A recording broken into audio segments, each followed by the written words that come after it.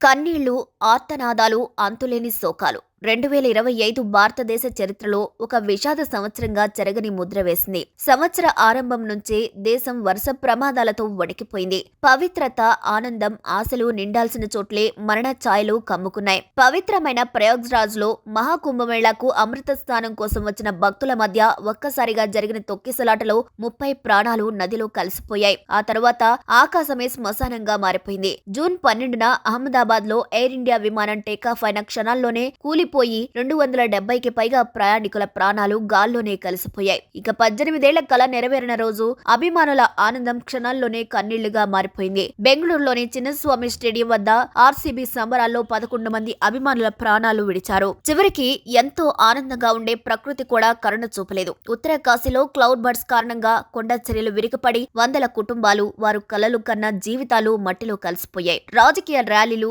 Celebrity craze రూపంలో కూడా 2025లో మృత్యు దేవత వెంటాడింది. తమిళనాడులో విజయ్ సభలో 41 మంది మరణం ఎన్నో కుటుంబాల కన్నీటికి కారణమైంది. ఇలా 2025 దేశం మర్చిపోలేని ఎన్నో చేదు జ్ఞాపకాలను ఇచ్చి వెళ్లిపోతుంది. మరి ఈ సంవత్సరం మీ జీవితంలో జరిగిన అత్యంత దారుణమైన సంఘటన ఏంటో కామెంట్ ద్వారా తెలియజేయండి. మరిన్ని అప్డేట్స్ కోసం మా ఛానల్ ని లైక్ చేయండి, షేర్ చేయండి, సబ్స్క్రైబ్ చేయండి.